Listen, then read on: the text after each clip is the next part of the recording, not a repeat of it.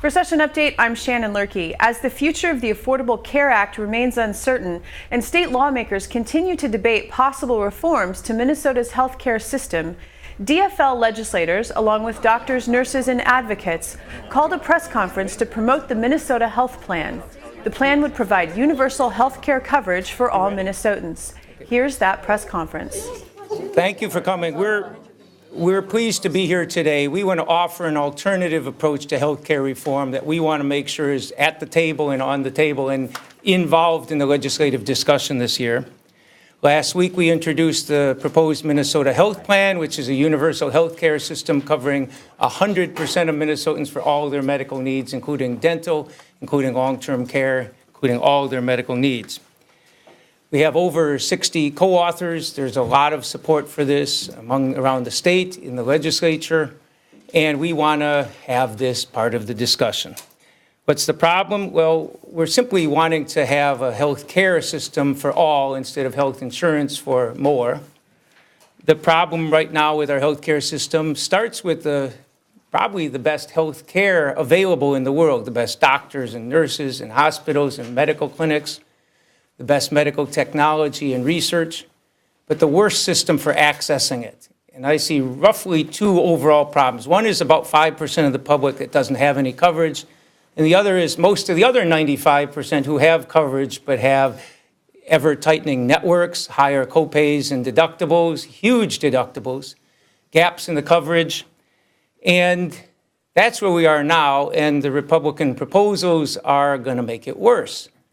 The House last week, when they voted for the Swiss cheese healthcare insurance system, had big holes in it where you're not going to cover, well, certain types of cancer perhaps, and you're not going to cover maternity care, and you're not going to cover contraception, and you're not going to cover this.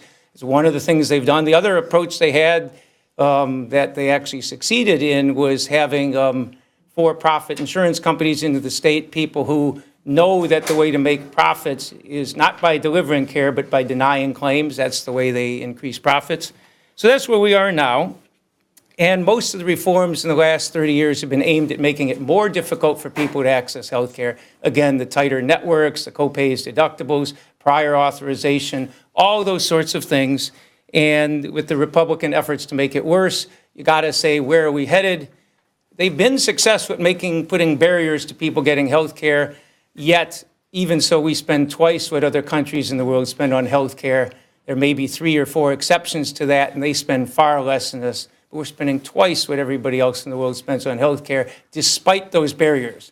And I think that should beg the question, why would any society try and make it more difficult for people to access health care? Why do we want to make it so diabetics have trouble getting their insulin, or parents wrestle with whether to take their kids to the doctor?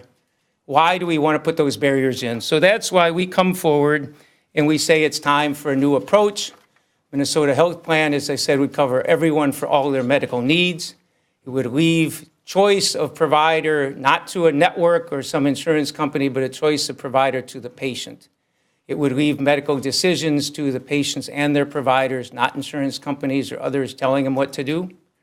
And this is have premiums based on ability to pay, so it'd be affordable to everyone. The evidence from around the world, the evidence from economic analysis suggests it's actually cheaper to keep people healthy and help them get care when they need it than to play all these games to make sure nobody overuses care, which has not been a success. We think this makes sense. We want to make sure it's at the table. And with that, I'm going to turn it over to Representative David Bly, who's the House Chief Author of the bill. Thank you, John, and thank you for coming to join us here today. We're surrounded by many supporters in the legislature and in the public as well here today. When I first started running for office in 2002, healthcare was perhaps the most common anxiety that people talked about and that they wanted solutions for.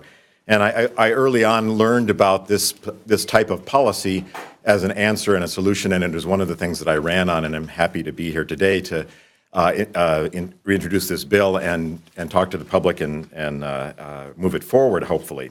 Until the Affordable Care Act, as John was mentioning, a lot of the policy provisions that come forward have actually been to identify a problem they called overuse of health care and trying to limit access to health care through the insurance companies, which has really been an issue that I continue to hear about even today. I think the Affordable Care Act had as a goal establishing universal health care, but it has fallen short of that. And because it's used the market model of insurance companies, it's made it even more complicated and harder to get. As John also mentioned, many other countries have chosen this kind of policy to make sure that their citizens have security and have the ability to make sure that they will move forward. This has helped entrepreneurship. It helped small farmers and business people throughout the world to make sure that they could count on that kind of care and not be restricted from it, like we see here in Minnesota and in other states. So I think this is really an important step for us to take, and we believe that there's tremendous support out in the public for this kind of thing among small business owners and among farmers who are really held out of being able to get access because of other things that happen with insurance companies, whether it's co-pays and other things like that. So we really think that this is a way to help our citizens gain greater freedom to do the kinds of things that they want to do in their life and not restrict them from being able to be sure that they have access to health care. And that's something that I strongly believe in and hope that we can persuade our other legislators. And I'm glad that there are 42 some House members who signed on to the bill. Maybe more will be beginning to do that as well. But thank you for joining us today, and we're very proud to be here to move this policy forward. Thank you. I think we'll have somebody else. Yeah, Rose Roach. Good morning. My name is Rose Roach. I'm the Executive Director of the Minnesota Nurses Association. The Minnesota Nurses Association is here today not only in support of Senator Marty's Minnesota Health Plan, we're here to say loudly and enthusiastically that it's about time. Finally, the proven solution to the healthcare crisis that rages on in this state and in this country. Nurses don't care about your insurance card or your credit card. Nurses care about your Get Well card. As natural advocates for their patients and frontline workers in the healthcare world, who better to articulate the reality of a system that puts corporate greed over human need? The corporatization of our healthcare system is no small matter. Nurses understand the clinical side of patient care, but they also understand the business side of healthcare and know that the current system is simply unsustainable, with as much as 30 cents of every healthcare dollar going to something other than direct care. Nurses do not believe that anyone should profit from another human being suffering. Nurses tell us that the patients that they see these days are sicker than ever before, and that's because patients get less preventative care, they wait longer for care, and not everyone has the same access to care. As the most trusted profession in the nation, for nurses, this is an inequity that is unjust, and M&A members cannot sit idly by and allow it to continue. We have a fragmented multi-payer system based on those who don't provide care, making a profit off those who need care, and that's inhumane and immoral. All we're talking about here is a system whereas everyone gets the care they need when they need it, not just when they can afford it. The reality is we don't consume health. There is no choice between illness and health. When you're diagnosed with cancer, your main focus, and your families, as it should be, is to get well, to get the treatment you need, not to go shop for the cheapest radiation or chemotherapy. That's why the Minnesota Nurses Association fully supports the kind of healthcare system proposed in the Minnesota Health Plan. It's patient-centered. Time and time again, study after study has soundly demonstrated that such a system does four things. It saves money, it guarantees coverage for everyone, it improves quality of care, and most importantly, it saves lives. Healthcare is a public good and should be treated as such, not like a commodity traded on a market of precious metals. There's plenty of money in this system. We just need to allocate it towards actual care. Nurses are healers. When you're sick or injured, nurses want to heal you, period. A major role of nursing is centered on patient advocacy. So for nurses, fighting for a humane healthcare system is the ultimate way to advocate for their patients. Thank you, Senator Marty, for bringing forward the type of a system through the introduction of the Minnesota Health Plan. Thank you.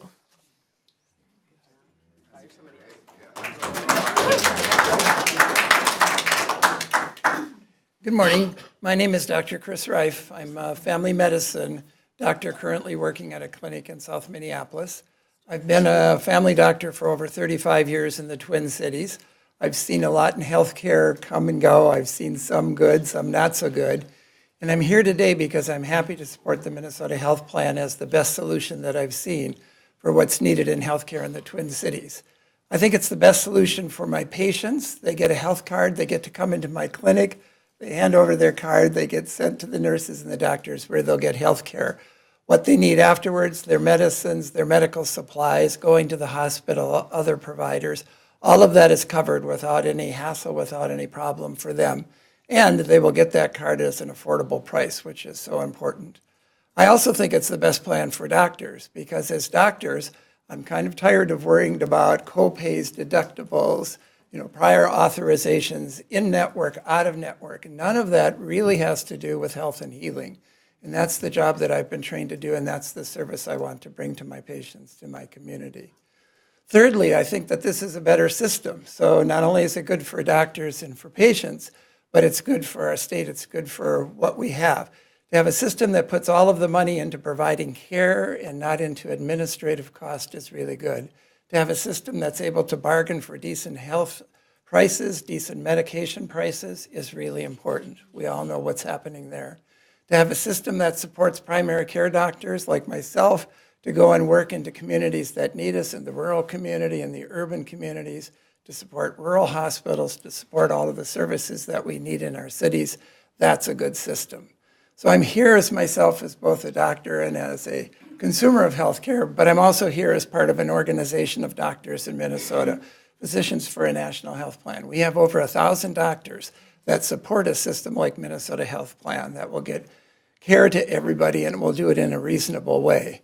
When I talk to my family medicine doctors, even those that haven't signed up for our program very much believe in a system that offers care for everybody, does it in a financially responsible way, and does it in a way that promotes healing and care and not just how do you overcome sickness.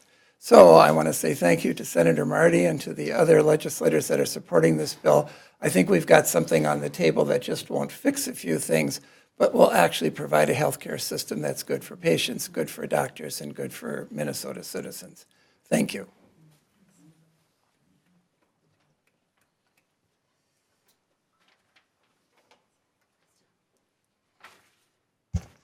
My name is Dolores Voorhees. I am one of the leaders on the healthcare team at Take Action Minnesota. Simplifying our healthcare system has been on my radar for a really long time. In 1981, I was in Spain with my family and ended up in the hospital for 3 days. We kept repeatedly asking, when will we get our bill? And they said, well, don't worry about it. And we never did get a bill. This is in stark contrast to the medical maze we faced when we got back to the States. Since then, I've been fortunate enough to have good insurance through my employer and now Medicare, but it's not been so easy for members of my family. My son-in-law is an organic farmer and has seasonal income, while my daughter is self-employed as an acupuncturist. They work very, very hard, but would never be able to purchase private insurance, even with MNsure subsidies. Minnesota Care has been crucial for them and their 2 children. Every 6 months, there is a flurry of activity to document their income to prove they are still eligible. The anxiety of wondering if they'll continue to have insurance is an unbearable side effect of this cumbersome process. Corey, a young man that I've mentored since he was 12, is a type 1 diabetic. Over the years, he's had medical assistance and Minnesota Care, but has fallen between the cracks, too. Twice he was hospitalized because he was unable to afford his medication. Now he finally has a job with benefits. This has been a mixed blessing. Making $29,000 a year, he struggles to pay his big deductible at this time of year. He has postponed doctor visits and medication because of copays. This is untenable.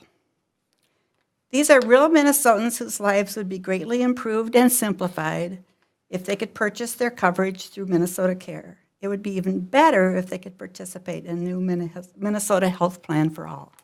Thank you.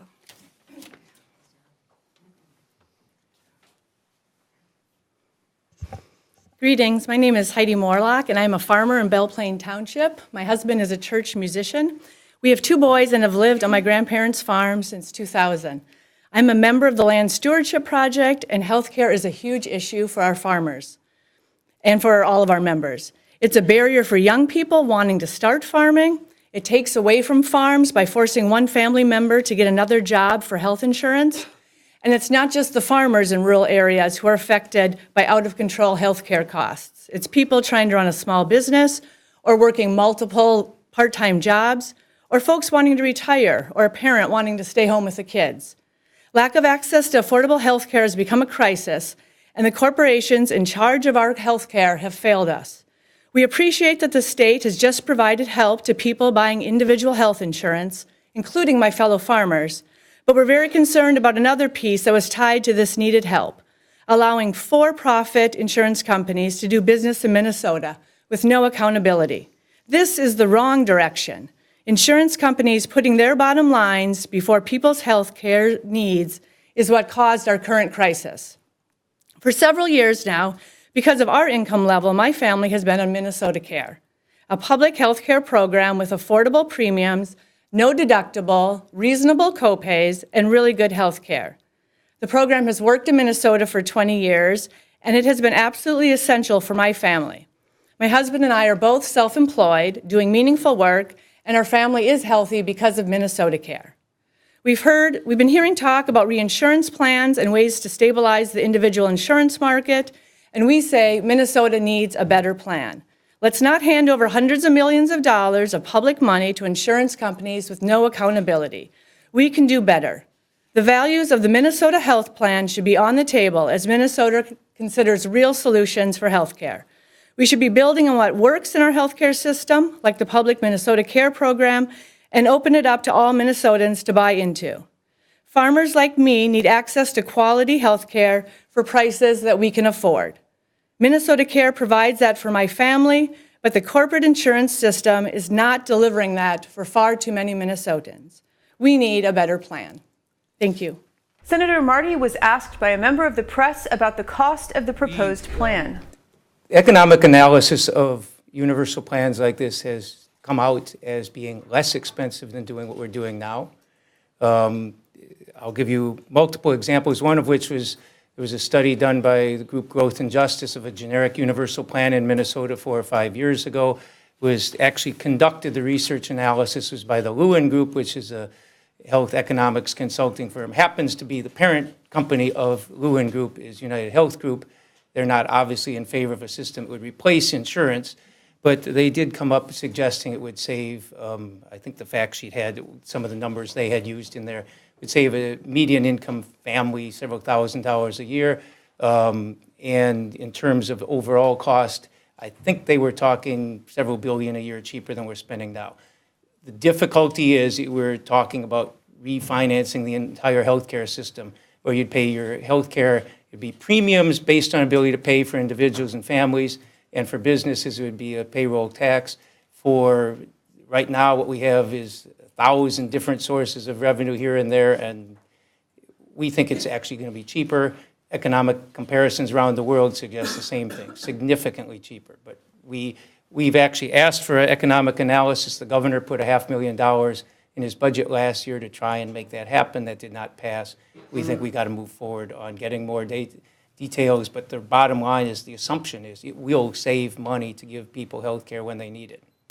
Asked why the DFL is promoting this plan now, considering that Republicans have majorities in both the Senate and the House, Representative Bly answered. The public option also fits into the kind of market competition model that we have now, and it does offer a choice for people that they don't currently have, and is helpful in that way. But what we're talking about is we want doctors and clinics to be providing the competition for the clients that they might serve rather than insurance companies. So much of the talk is about getting access to insurance, which does not, as proven, give people access to health care, which is a really important distinction. There was also another study maybe 10 years ago done to the earlier question by the state of Colorado, comparing all of the plans that they could possibly do. There's one very much like the Minnesota Health Plan, which would have saved over $1 billion, the Lewin Group determined. So we really believe that this is a way for us to contain costs and have in place policy that will improve our healthcare system, make it more available to people, and really be able to do things that we can't do right now. And in response to a question of how the proposed plan would work compared to how people currently use health insurance. First of all, the premiums that you now pay to either through your employer or pay directly to health plan, you'd be paying them to the Minnesota Health Plan. The premiums, unlike the current ones, would be based on ability to pay. So it's affordable to everyone. Everybody pays something. It would replace copays and deductibles and excluded care because, again, it covers things like dental care that are often not covered now. So it would be paid for in that manner. And one thing to help give people a picture of how this works, if you want to see what the difference between what we're doing now and what we're proposing to do would be to compare how we fund our schools versus the way we fund our hospitals.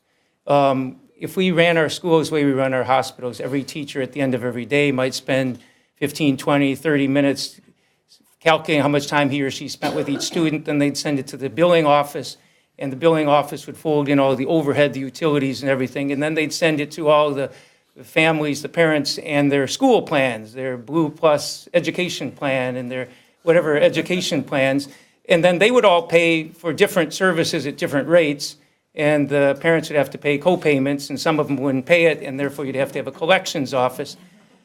How would that improve education? It wouldn't. How would it save money? It wouldn't. In effect, it would be taking time away from education. It takes doctors and nurses time away from providing health care in order to figure out billing stuff, and we think you get better care when they can spend time with the patients instead of spending time billing, and frankly, it's a whole lot cheaper.